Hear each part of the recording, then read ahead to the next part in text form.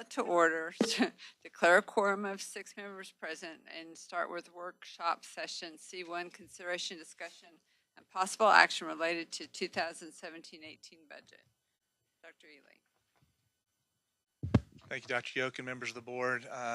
Mr. Martindale, Deputy Superintendent for Business and Deputy Superintendent Chief Financial Officer will go over where we are in the budget development process, and we will have 2 items for board consideration and approval at the regular meeting. And Mike will talk a little bit more about those.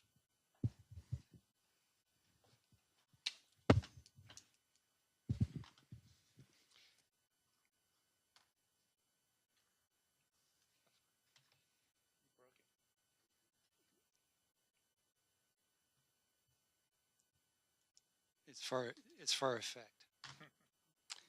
Drama. Dr. Wesson's not even here to enjoy it. I know, to give me a hard time over it. Budget, we're making progress. Again, just some important dates. Received the latest update from the appraisal district just yesterday, last Monday. We still, at this time, as of our meeting today, still have $800 million under review. Should have final values next Monday, the 24th, from the appraisal district. That will allow us to truly progress forward with establishing our total revenue off our local property taxes and come prepared with a proposed budget to the August meeting and the appropriate tax rate supporting that. A little going back to where we began a number of months ago, the first time we spoke about the budget in April, we were using property value growth of 6%, and that's when we were back in the minus 5.4 range. I can't even say it without kind of choking up. $5.4 billion deficit range. Thank you to recapture. And in May, we upped our projection. We began getting some updates or some values from the appraisal district. We upped that projection at 9% and reset our deficit at 3.6. And in June, upped that just a little bit. We added some capacity in the numbers that we had for our salary adjustments. So that projected deficit was just at 3.5 last month, using a 9.3% growth rate on our values. Again, as we've moved through the process, the cabinet, the number of positions and exceptional item requests, the board's familiar with this, totaled over $6 million that we have worked our way through as we considered our budget for the 17-18 school year. As of to date, or the June board meeting, we had approved just under $1 million in new personnel. Pecan Trail continues in June, and as of today, to track just under $1.4 million to get it open and going, and exceptional items were $112,000. This is from, again, last month. Before we move into projections for this month, 9.3%, as I mentioned earlier, had earmarked $2.13 million for salaries, to address salaries. Our new positions, along with Pecan Trail, total $2.3 million. So again, the deficit that we shared with the board last month was projected at $3.5 million. So that was June. As we get our updated values and move forward, the changes or adjustments I've made it on the projections from a revenue side coming in this month. It did increase our projection on values to a little over 10% at this point in time. I'll speak to that a little more here momentarily. Interest income was at $400,000 last month, up that to $450,000. Because again, we have more revenue projected as we go into next year, and interest rates are on the move up. So we had capacity there, so I did increase that projected number. Co-curricular remained the same. This is miscellaneous areas we generate revenue. Facility rentals, the advertisement from the buses. If we sell buses on auction, there's E-rate reimbursement, a number of different things there.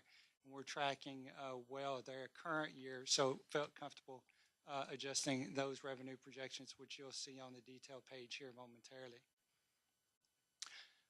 Adjustments on the appropriations side, I had $2.13 million Last month, I didn't need to tweak that because I was trying to do some things with increased contributions on employee health premiums. So I increased that by 50,000. The new personnel and pecan trail together remains at 2.3. Exceptional items remain just a little over 100,000. 6,200 contracted services. This is our student resource deputies, student resource deputies. That would be interesting. School resource deputies did increase that by 200,000. The arrangement we have with the city is we covered 75% of that personnel cost. That's going to 100%, and we're adding an additional deputy from 4 to 5. So I needed to get that appropriation into our projections. So that's the reason for that increase.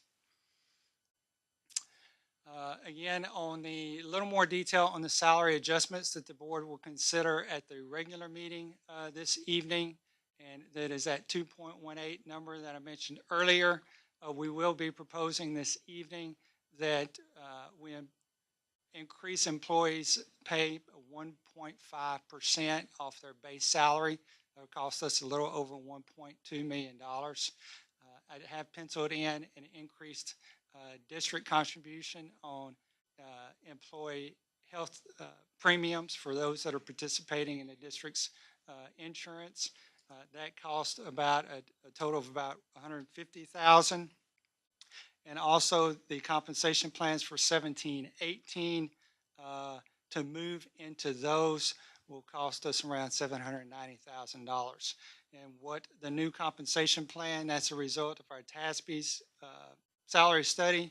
It gives us schedules that are more comparative to our market, more competitive. There's significant move on the zero-year teacher schedule from 41.2 to 42.5.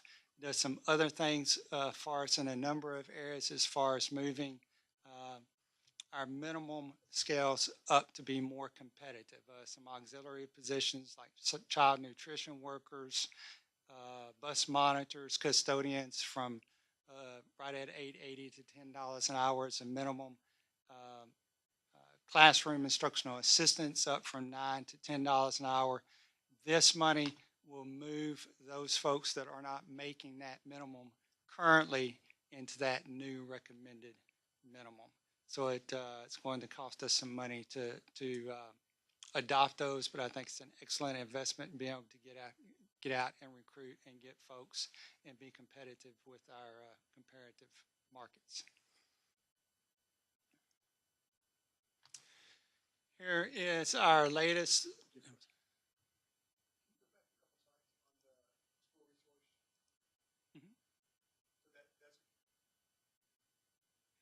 It's an additional officer and an additional, picking up an additional 25% compensation of the existing 4.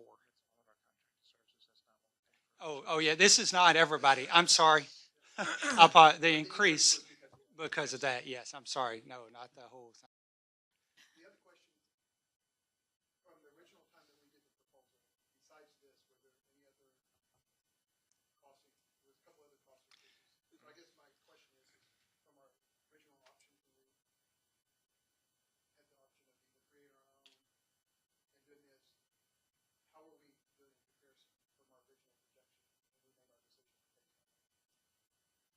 Because this is going to be about $200,000, right? Yes, I have everything else as far as equipment, those types of things built in at different points in time. I've accounted for that in like 6,300s in those particular areas. So this particular piece is primarily the salary part that I need to come back and get.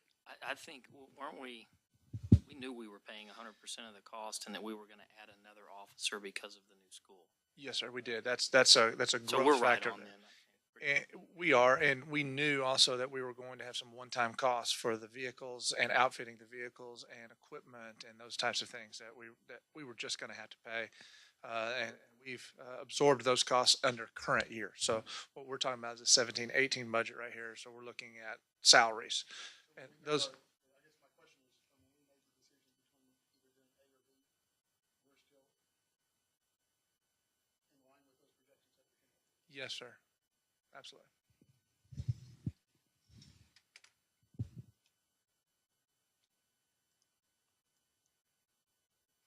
Our updated projections for this month, the green, I'll refer to the green numbers. Those are the ones that changed from the previous month. Here's the 10.1 on local value, up from 9.3. So it moved that revenue up to 96.4 from 95.7.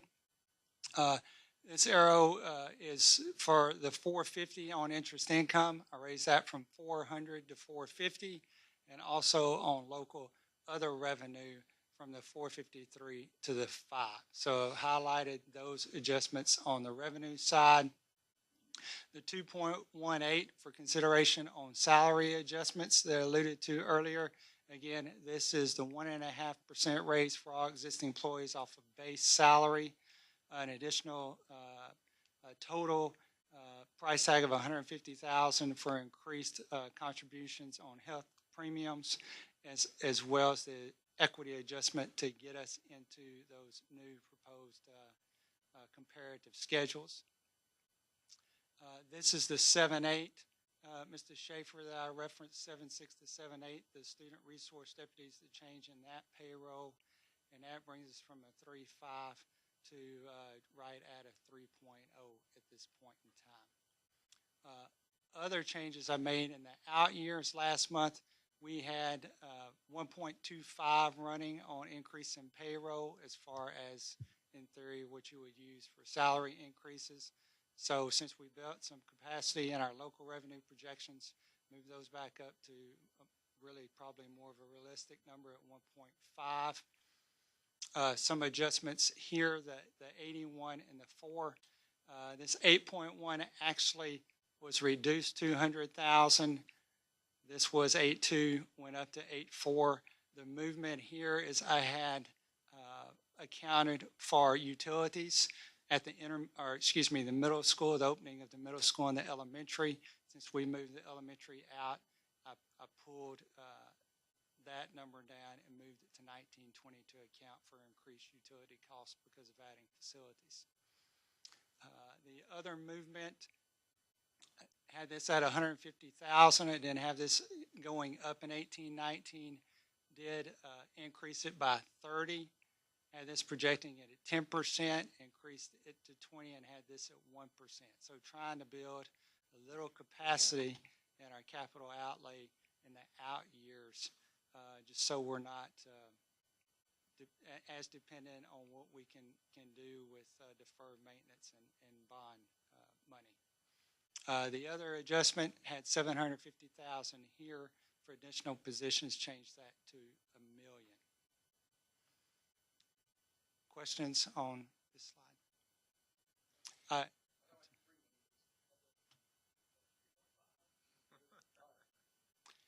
I will, let me speak to the local property tax. We still have 800 million under review. I did calculate for us to capture a certain percentage of that value that's under review, but I do expect a little more capacity in that number by the time we adopt our budget, which will impact this number, obviously.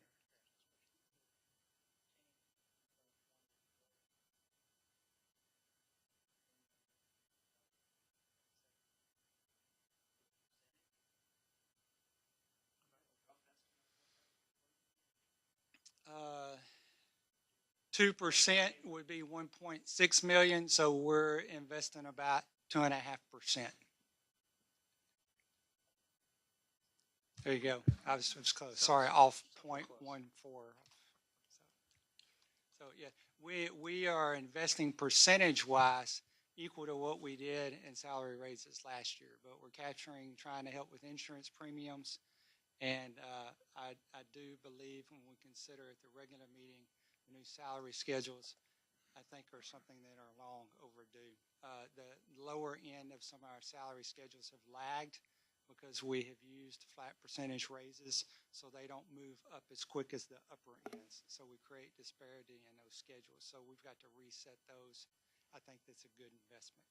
So it looked to me like the way we're doing it is a bit of a hybrid. between what we've done for, say, the last decade and what we talked about getting to under the compensation models. Am I saying this right? And that what we're doing is a baseline raise, and then we're also doing some equity adjustments? So we're using the opportunity in 2017, 2018 to implement the new salary schedules.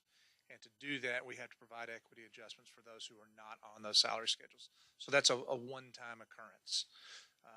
We are still providing raises in the way that we have in the past several years, which is a percentage raise on each employee's current salary. And then we're providing a little bit of help for insurance. We'll be having a discussion upcoming next year as to how we move forward in providing raises with our faculty and staff, and of course with the board as we go through the next year. So it's kind of a one-time deal when you think a transition with the equity adjustments, which should be a one-time occurrence. And then the idea, the discussions are something from a median? Yes. What's the terminology? Whether we want to provide raises from the midpoint to and a general pay increase for all teachers, which would be in line with best practice and in line with what most school districts do.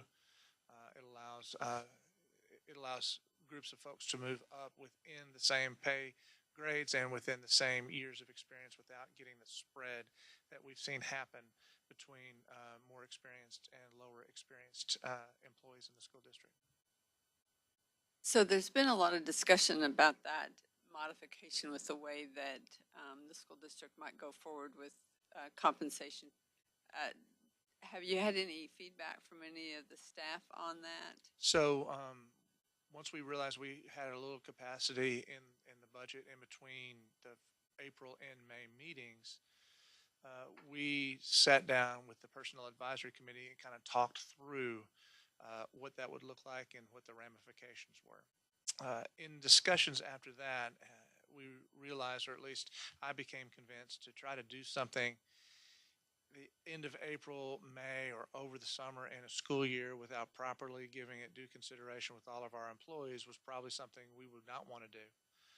And so that's why our recommendation will be to you this evening to give all employees a raise off of their salary and not contemplate for this upcoming school year raises from the midpoint or general pay increases for teachers. We want to have that discussion in the light of day with our employees and be able to start that for next school year. So some of these things that we're talking about now are not contemplating in what Mr. Martindale has shared here or in what our recommendation will be this evening.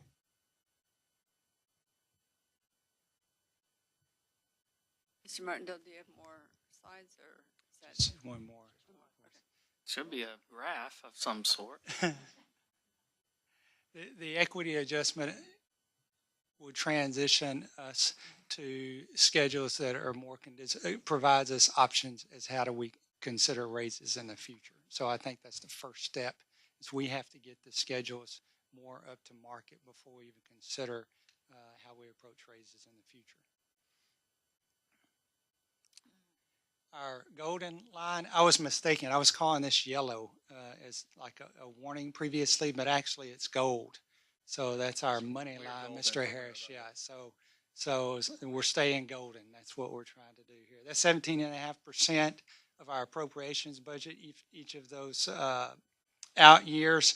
The green line is the 5.4 million projection that I share with the board in April. And as it trends down, of course, passes the golden line, this means our fund balance is running below that 17.5% of our total budgeted appropriations. The red is where we're projecting out when we adopted our budget last August. The blue is current as to what I just showed the board here just a few minutes ago. And I believe I mentioned this last month. You can see this: opening a school, opening a school, opening a school, not currently opening a school.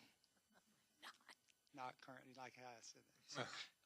So you can definitely see the increased impact of trying to allocate for your startup cost from a staffing standpoint in these numbers. But again, I will revisit. I do anticipate some increased capacity on this as I progress through the next few weeks and get final numbers. Thank you. Does anybody have any more questions?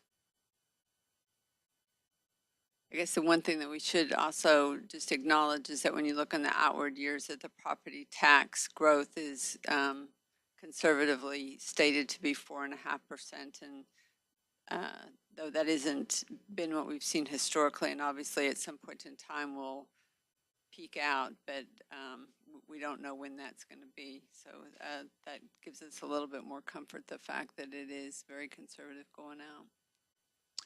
We're making progress, and I think we'll continue. You'll see continued progress next month. Great, thank you. We'll move on to C2, receive report on preliminary 2017 STAAR and STAAR EOC performance. Dr. Ely. Thank you, Dr. Yokin, members of the board.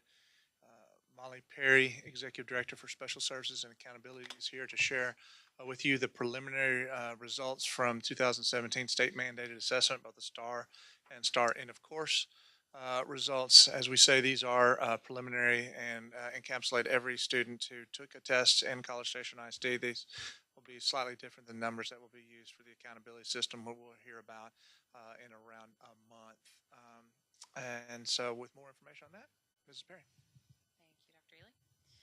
Dr. Yokin, members of the board, this evening I am, as Dr. Ely stated, here to share with you information about this year's STAAR performance. But before we jump into that, I think it's always good to provide a little context. So let's start with a little bit of a recap for 2017. If you'll recall, this time last year, I shared with you all that the 2016 testing season was difficult, to say the least. There were significant challenges with the transition from Pearson to ETS as the testing vendor for the state of Texas for most of our assessments, from lost test booklets to online systems not working. We survived, I can say. So for this year overall, we were seeing much less eventfulness happening. However, there were a lot of changes. And I think it's really important to highlight those changes because that context really paints a picture, especially when considering the comparison of results from year to year. So first of all, there were two versions of that assessment that were eliminated. The first one was STAAR A, stands for accommodated. Now that assessment was for students with disabilities, both special education and 504, that required embedded accommodations in the assessment. The L version is a linguistically accommodated version, and that was for students who are learning English that qualified.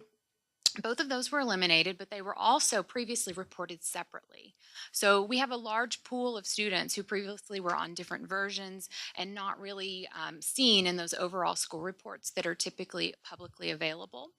And the other piece of that is a new version. However, it's reported with the overall reports, the STAAR Online. We knew that that was coming, but we didn't know a whole lot about it until just a few months before the assessments were actually given. And so we were really working hard to educate our campuses based on the information that we received from the Texas Education Agency about what that test would look like, how it would actually work from a technology standpoint, making sure we had computers with the correct software installed, making sure that we were choosing students appropriately for the assessments. And next, looking at the STAAR alternate, that's that assessment for students with our most significant cognitive disabilities. That was still available for about 1% of our students, and then STAAR Spanish for those students whose primary dominant language is still Spanish. Something else that was very new this year is this parent portal that is available online at texasassessment.com.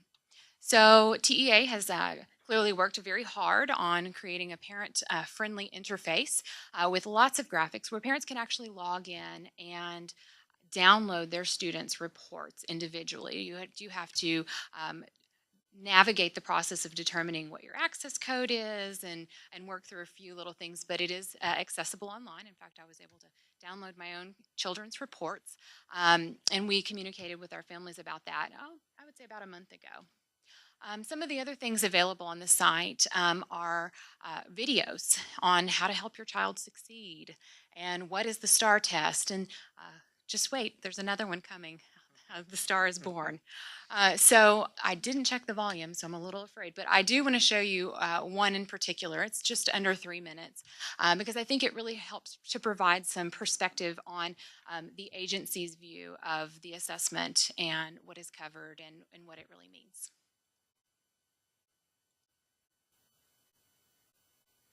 What is STAAR and why do we have it? STAAR, or State of Texas Assessments of Academic Readiness, is a series of tests that help tell us how our children are doing in school. Just as your children may have a yearly checkup at the doctor to make sure they are healthy and growing, taking a STAAR test is like an annual checkup of how they are learning and growing at school.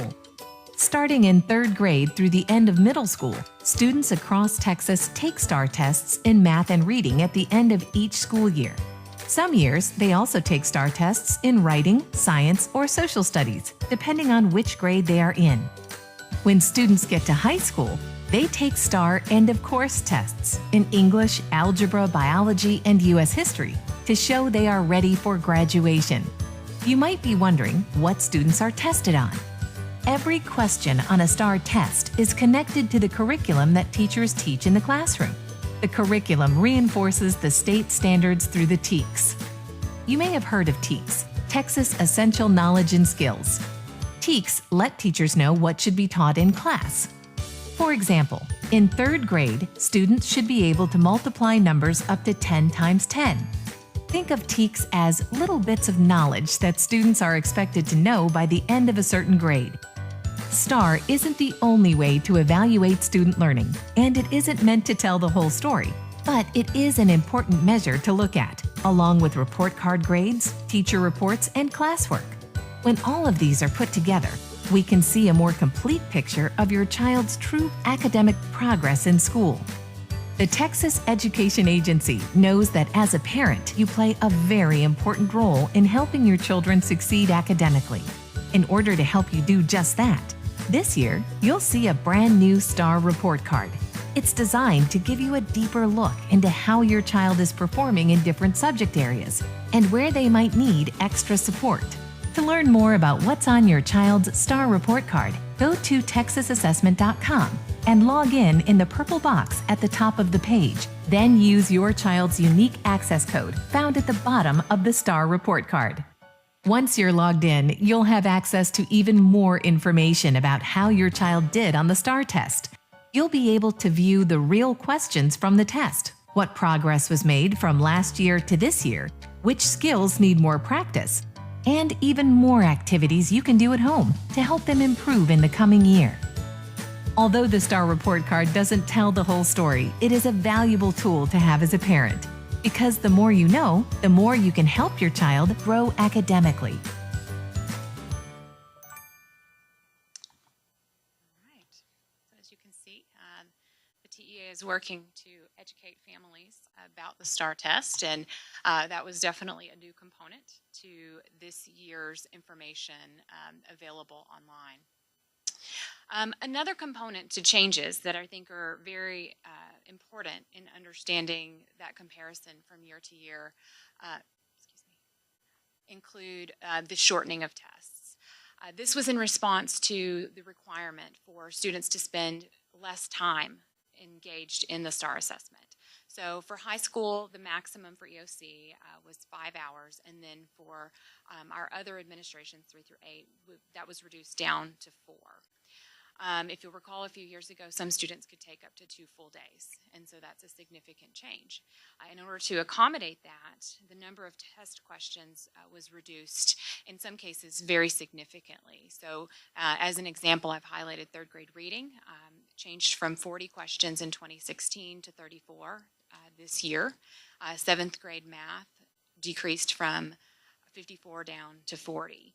So simple math would tell you that the fewer questions available, the more each is worth. And so while you don't have to get as many questions right, you don't have as many opportunities due to the nature of fewer questions. Oh gosh, this mouse is jumpy. Another change was the rebranding of what is passing on the STAAR assessment. So when parents view those report cards, they're going to see some unfamiliar labels. The first one is master's grade level. That's going to be the highest level, somewhat like our level 3 in past years. Then our meets grade level approaches and did not. So the most frequent question asked this year about this particular component is, what is passing? Because you don't see the word passing in any of those terms or even in the descriptions. Well, anything at approaches grade level or above is considered passing. Did not meet grade level is not passing or meeting the standard. So I'm going to give you just a couple of examples of how those passing standards have changed over the last few years. So you can see those scaled scores at the bottom of each year box really haven't changed a whole lot.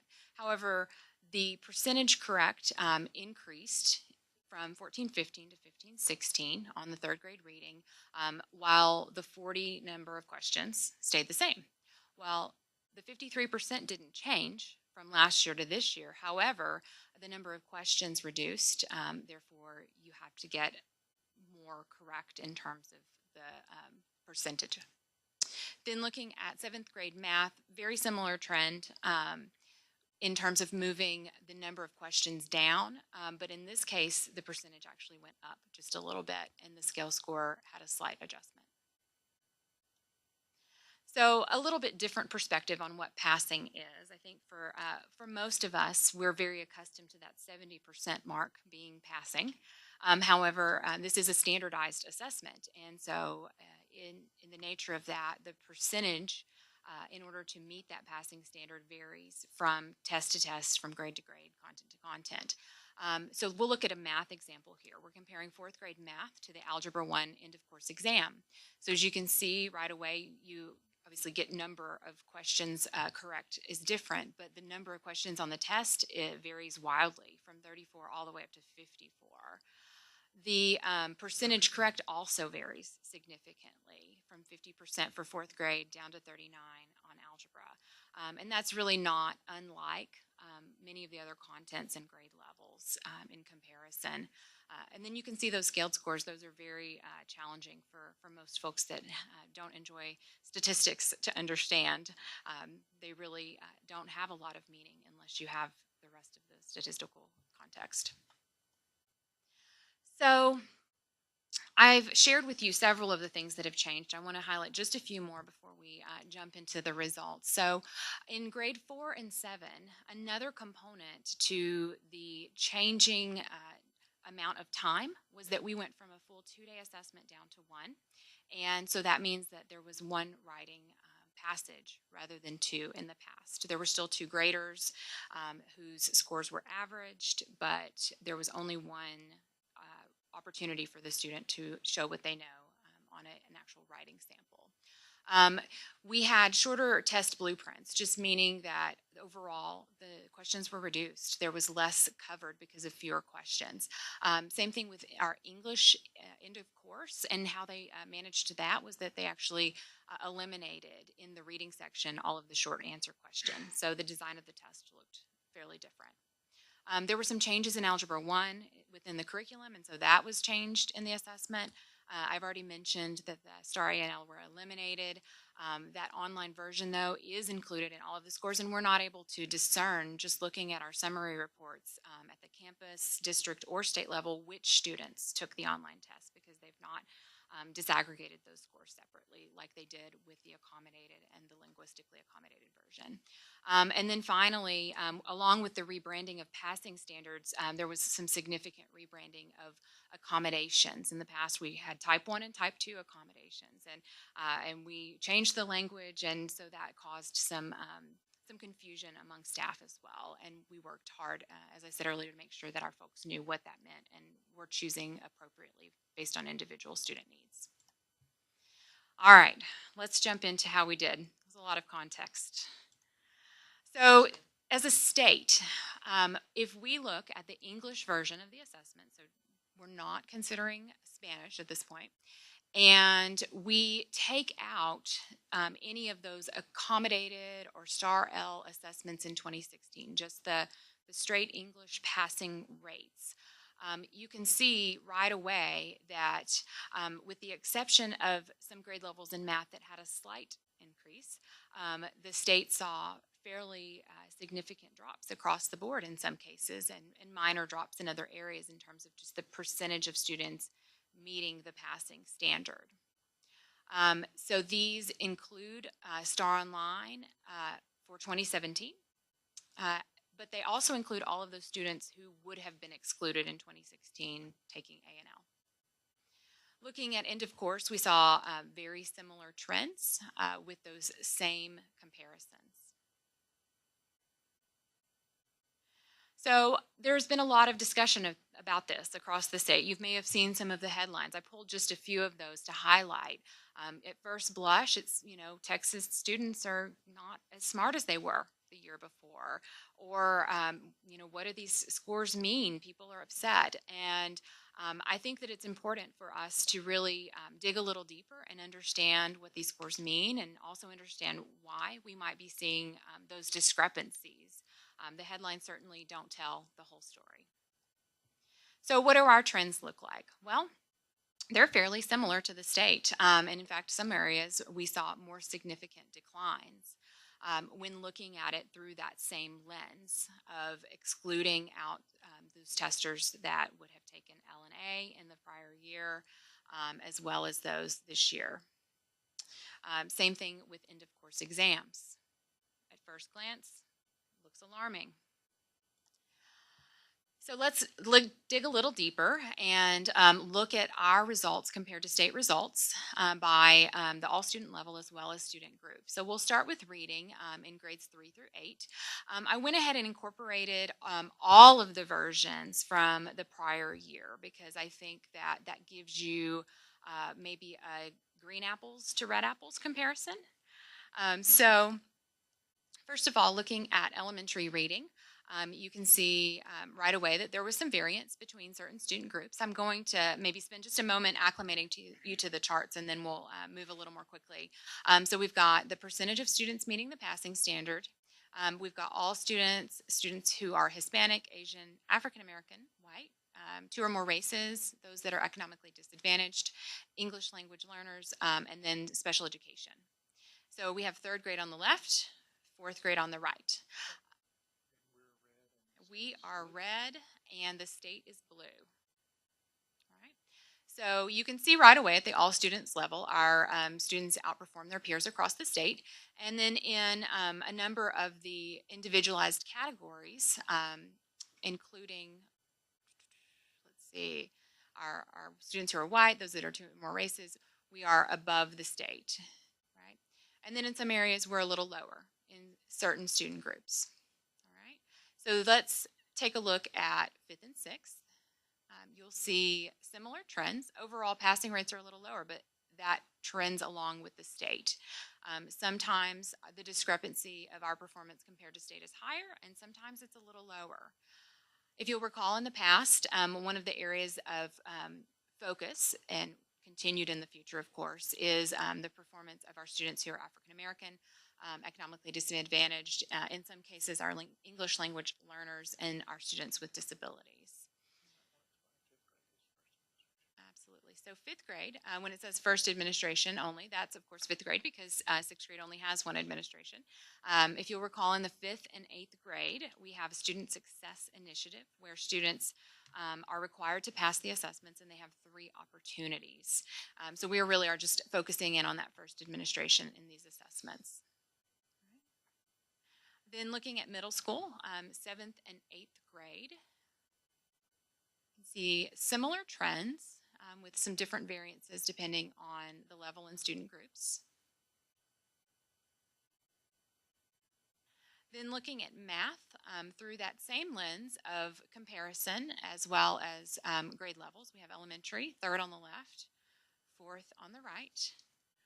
You'll notice as we go through the math scores that those discrepancies tend to be smaller. Our students are making gains. In fact, students who are African American outperformed their peers at the state level in a number of the math assessment areas.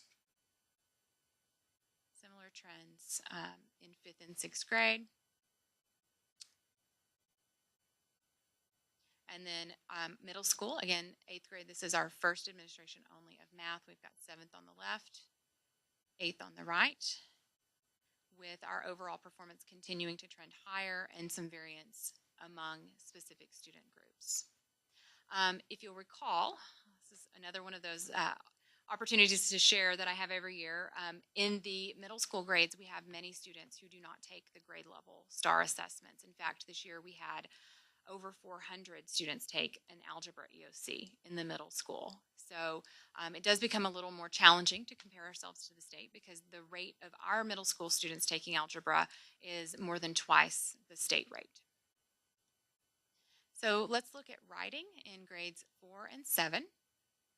Statewide, we saw significant declines in writing. Much of that, we believe, was due to those changes that we mentioned earlier in terms of the test design. In fact, the 4th grade writing assessment prompt was very different than what it has been in the past, and we had very few students perform incredibly well on that because of the nature of the prompt and having very late understanding of exactly what that was going to look like for this school year. Then in science, you know from our conversations over the last few years that science was an area of concern, not just because of STAAR scores, of course, but because we as a district identified that as an area of focus. I'm pleased to report that we are trending upward in that particular area. The gaps are definitely narrowing in some of our student groups, especially in special education. I have to say I'm especially proud of that as I'm also the special education director, but we're also seeing good gaps, yes, in the performance of our students compared to their peers at the all students level, which were not quite as present in the last few years. Then looking at social studies, only administered in the 8th grade for that 3 through 8 range. This is a primarily a U.S. history year, so you can draw some conclusions of the 8th grade performance compared to that U.S. history EOC. But statewide, performance was just above 60% on this particular assessment. It's one of the lowest there is for grades 3 through 8. And we saw some very slight gains, but we continue to be above the state overall, but below in several student groups and above in others. So let's look at our performance on end of course exams. We'll start with Algebra 1 as a reminder. 409, to be exact, students who were in middle school are included in these results. 100% of those students met the standard. And overall, our students did very well. In fact, in every single reporting category, we were above the state. And again, I'd like to draw your attention to that last little poem. Very proud. Noted, thank you. In biology, we saw not quite as strong performance from all of the student groups, but overall, we continue to trend above the state. English 1 and 2, we have a little bit of a side-by-side. These are the most rigorous EOC exams in terms of the percentage that you have to answer correctly, as well as the writing component. It's very, very heavily weighted on the writing component. And so statewide, you see students do not perform as well on that English exam, and that is typically the one that students do need to take multiple times prior to graduation if they do not meet the standard on that first opportunity. Then finally, looking at U.S. history scores, if you'll flash back to that 8th grade history slide, it looked very different. Again, passing standards also look very different for 8th grade history versus U.S. history. Overall, our students did well, though. So some trends that you don't necessarily see in those charts, in the overall, 50,000 foot kind of view that I think are important to highlight because I believe that they more accurately tell the story of what this assessment, which we really consider to be a little more of a thermometer than a very specific diagnostic test, can tell us. So we saw some really good gains in the area of math. At the all student level in 3 different grade levels assessed in 3 through 8, we saw good improvement. When we look at some of those specific groups, every single grade level for African American students saw performance increases on the mathematics assessment from 2016 to 2017. And this is accounting for some of those changes we talked about as best we can. It's including those students that were not included in the state data. Also, our economically disadvantaged students, with the exception of sixth grade, increased as well. Those students were African American in math. Special education 3 through 7, and then our English language learners in 5, 6, 8. So some really, really good progress through this lens in the area of math. Science performance in both 5 and 8, both assessments are both grade levels in which it's administered. We saw increased performance at the student level, all student level. And then we saw increased performance for our student groups of Hispanic, African American, economically disadvantaged, and then in special education in grade 5. Social studies performance at the all students level, we saw increases, as well as Hispanic, African American, economically disadvantaged in ELL. And then finally, with our EOC performance at the all students level, economically and Hispanic groups, all 5 EOCs, we saw increases in performance year over year. And then lastly, our EOC performance for African American ELL and special education students on 4 out of 5 of those exams, we saw gains. So, and last but not least, what does this mean for accountability? Well, as you all know, we are in a time of transition. We'll talk a lot more about that in August. But for tonight, I wanted to make sure everyone just knew the timeline coming up. August 14th is when we as a district will receive those rating labels with distinctions and safeguards and so on and so forth. And then the following day, those will be made public on the TEA website, available for download. There is a period of appeal, and so nothing is completely final until November. This will be our last year as a district to have either met or didn't meet standard. Next year we will have A through F.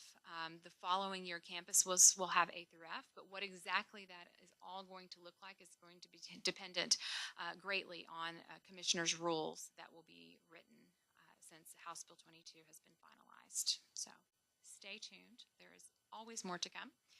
And with that, I would be happy to take any questions or comments that you might have. Thank you for that. Does anybody have any questions? Yes.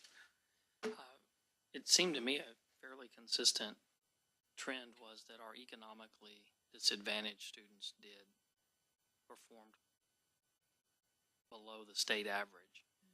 And I wondered two questions. One, why? But then the second part is, do our percentages of various demographic breakdowns, the percentage within that demographic segment, how does our percentage of low SES compare with the state? And I'm wondering if somehow that translates, and is it explained that we're maybe what we're doing for low SES kids may be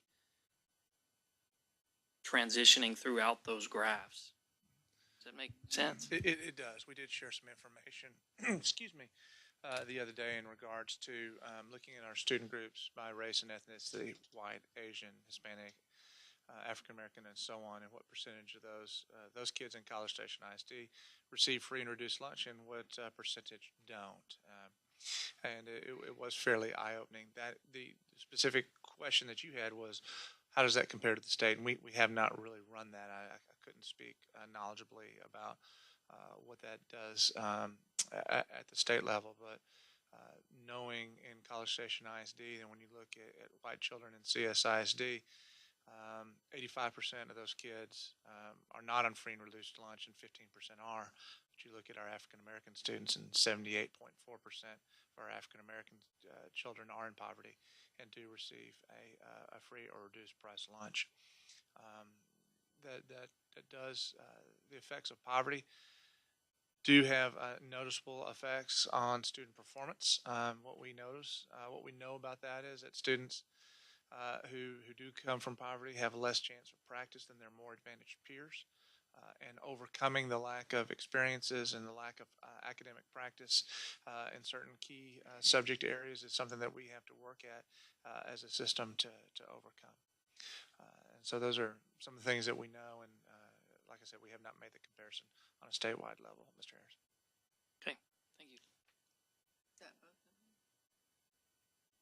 them? Oh, yeah, the first one, any reason why maybe our low SCS numbers were fairly consistently below the state average, or? I think one of the things that we continue to do every year is look at how we are doing as far as delivering the general curriculum to our students and how well they are performing. One of the measures that we do look at is STAAR, but that's only one of the measures that we look at. What we want to make sure is that we are delivering the curriculum in a way that all students can then be able to learn and master that. And quite frankly, have an assessment that we can have faith in accurately reflects and accurately measures what's going on in the classroom.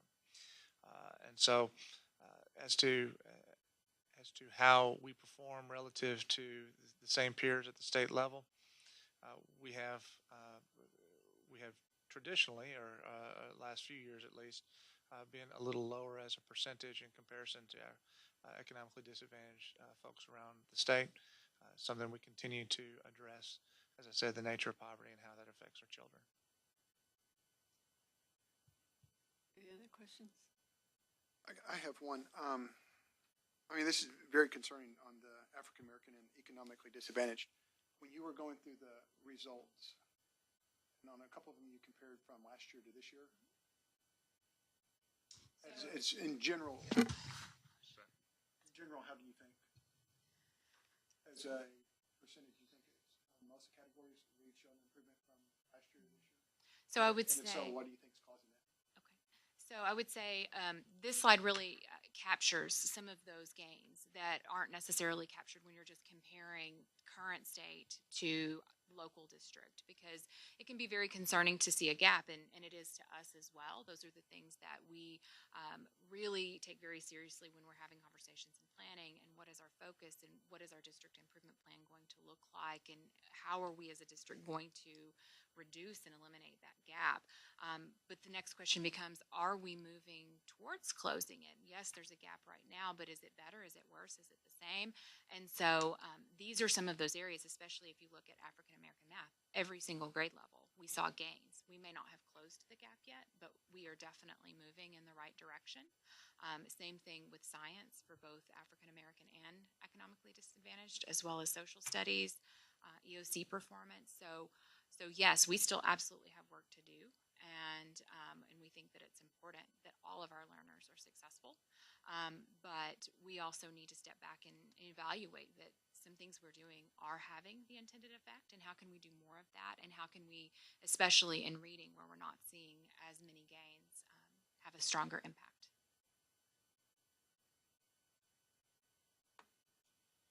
Thank you. Anybody else? You know, I have a comment, Okay. because you know it's my favorite thing to comment on.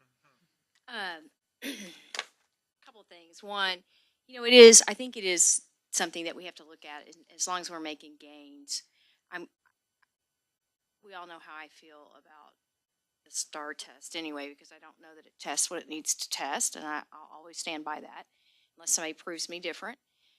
It bothers me greatly that they have one writing sample and one grader and one prompt. And do they have Two graders. Two graders. Okay, I thought that you said that they had gone to one grader. Two graders, one prompt, one. Okay. Okay, that makes me feel some better. Because I was like, going seriously. But the other thing that I think that we do need to, you know, make sure that what this says to me is, in the testing that we do in our classrooms, are African American children reading on level? And when we compare, see, what I'd like to see is a comparison of, are they reading on level by other testing standards as well?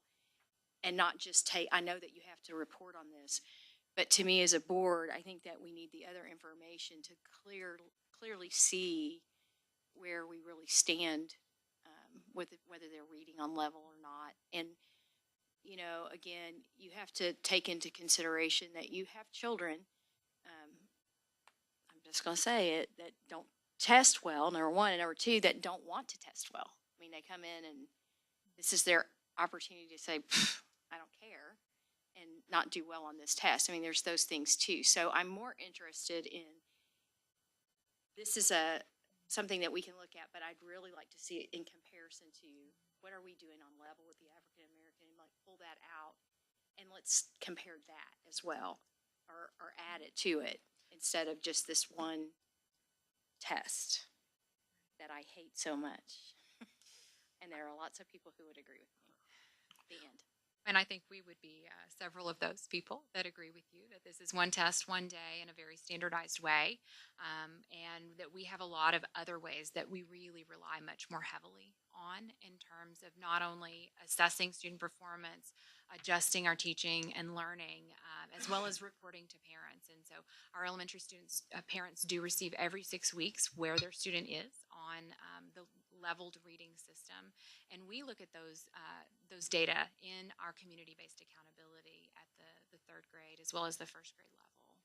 I just think that if we're going to be concerned about it, that we, and I know you all do that, but when we talk about it as a board and in public too, is that there are so many other ways that we are addressing this. And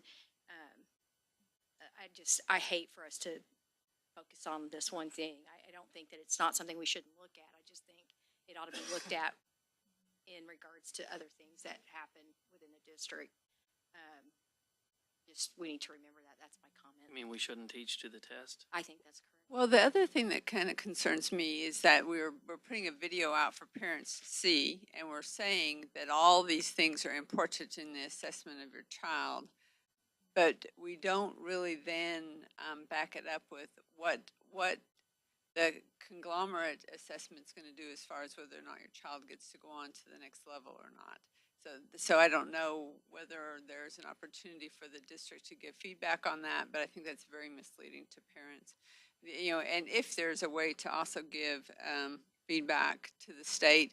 The other thing that kind of rubbed me the wrong way is talking about parents. Not all of our children have parents. They all have guardians, but they don't all have parents that are taking care of them. And so if there's another opportunity to give feedback, I do think that word, I mean, we have to be really careful because that's what gives me the attitude when I'm not going to do well. Is you've already set the stage that you're not talking to me because I'm not living with my parents. I'm living with grandma, or I'm living with an aunt and or uncle, or we set ourselves up. Pardon me. We set the child up for rebelling to the situation. I think we need to look at that. I didn't know we were going to get to grade the Well, film. but if they're going to put a video in, Because I have a whole grade. yeah, for well, that, I too. know, but if the video and they're talking about the parents and they're talking about all these things are important, I'm thinking, I was very quiet You about know, that, but I will tell you I have my thoughts on that Yeah. too. So Well, I could write a whole letter on that. One other thing I want to point out, and I'll tell you, it's really, I'm not a big fan of the STAAR exam either, and the fact that they change it consistently so we get no meaningful comparison over time makes it largely useless to me. With that said, one of the things that I was looking for and I was happy to see is how are the kids doing when they're leaving high school? Because no one's getting a job based on their 8th grade STAAR test, but they are based on what they're doing in high school. That's where they're going to college or military or job or wherever. And it seemed to me that our performance on end of course exams was closer to where we want it to be. So I wanted to make sure everyone noted that, because really what we're about is what do they look like when they walk across the stage and we shake their hand, not what do they look like when they're at some point in middle school. that's a good point. That's a good point. Okay, we're going to go ahead and move on so that we can get through workshop unless anybody has anything else to add. Thank you, Ms. Perry. We're going to move on to C3, consideration, discussion, and possible action related to the availability of COLA funds for the percent of budget for Head Start and Early Head Start. And this item does require action, just so that you all are aware. Dr. Ely. Madam President, members of the board, yes, ma'am, we do have an action item for your consideration here. As you know, we are working a partnership, College Station ISD does, with Head Start. It is a federal program, and so with the federal budget and things that come along annually, they do have the opportunity for cost of living allowance adjustments, and those do require both the approval of the Head Start Policy Council and the College Station ISD Board of Trustees. So with more information regarding that is Sharon Jackson. Ms. Jackson. Thank you, Dr. Ely. Dr. Yokin, members of the board, thank you for listening this evening. We are looking at the funding request for 2017-2018. Help me. Oh, here, do that for me, please. Yes, ma'am. Just, you got to be like when we were in elementary school. Okay. There we go. Thanks. Move it down one. Thank you. We're going to provide context. As Ms. Perry stated, that was a great lead-in for me because if you recall, the coming year, 17-18, will bring our comprehensive services evaluation done by the federal government, and a part of that will be for the Board of Trustees. So I want you to understand why we're doing what we're doing tonight, and this material comes from the Head Start Act of 2007, which along with the program performance standards govern the requirements in what we do on a daily basis. So I just moved you on through without making you read the whole page. It goes on, I need to go back one, thank you, that's okay. In general, you have the fiscal responsibility, and I know that you're aware of that. We've talked about it a lot, but that fiscal responsibility then moves us on to the next piece, thank you, which is that you are responsible for applications for funding. So that's what brings us here tonight for approval of the application for this additional funding that goes above and beyond what we are given with our regular grant. Okay, thank you. This year we were given, and some years we do not receive cost of living increases. The last few years we have been given a small amount. This, as you can see, is a very small amount. It's $20,000 for our program. The requirement for cost of living increases is that at least 50% of it be used for cost of living increases for all salaries across the board. We're not allowed to increase salaries with one staff group or another. Everyone gets the 1% increase at a minimum. Bless you. The other 50%, I'm not quite finished. I appreciate your support. The other 50% can be used for other expenses because we all know that all expenses increase pretty regularly. So we have flexibility in the use of those funds. For us, however, as we look at our 2017-2018 budget, we're looking at perhaps a 2% increase, which for our program would be $27,500, which in itself is over what that cost of living increase is. Gives us a little over $7,000 deficit in what we're doing. Thank you. Yes. So, additional requirements for any funding from the government are that we match by 20% what's required. So that's one of the best things about being in a school district is that match is something that we have a variety of methods for. This summer we have a number of interns from Texas A&M who are working in our program, and so therefore they're receiving course credit, we're receiving valuable service. So that match is what you see here with $4,914. That left us with $150, which we were able to bring in a volunteer to do that. So we gave them actually $1 extra of match. That's that non-federal share that's required. So as we look at that COLA allotment, that $20,000 will provide 74% of what we need for a 2% raise. The additional funding will come from cuts in particularly administrative office supplies, those kind of things. We try very hard not to impact classroom supplies or family engagement resources. Quality enhancements is a zero line item. You'll remember that from when we looked at our budget in January. that is when the puzzle pieces are lost, we don't get to replace it. Those kind of things that keep quality at as high a standard as possible are where the cuts will come from for our bottom line. So that said, I am happy for your input, for your questions as you consider this for pending approval tonight. Does anybody have any questions? Do we have a motion? I'll make a motion that we approve the funding request for Head Start. Any discussion? All those in favor of the motion say aye. Aye. All those opposed? Thank you. So the motion carries 6-0. Thank you very much. Thanks, Sharon. We'll move on to C4, consideration, discussion, and possible action related to annual board training requirements. Dr. Ely. Dr. Yoka, members of the board, this is a particular timely item and that we are halfway through the calendar year when we are together in December. Mrs. Horn will read aloud and into the record everybody's continuing education hours at the December meeting. So we're about halfway through the school year. You received at your place a count of your hours for this year. Note that the 3 hours of Team of 8 training that we had in late March has not been added yet. That will be coming on here. Carrie's working to get that added to it. Did also want to take this opportunity to remind everybody that we have the opportunity to get your hours in one-stop shop at the Texas Association of School Administrators, Texas Association of School Boards Annual Conference, which will be held in October 6th through the 8th. So plan ahead and make sure that we have those things available for you. That is really just opportunity for you to look through that. If you have any questions on something that may not be there, please get in touch with Mrs. Horn or myself after the meeting. Just make sure we have that record accurately reflected.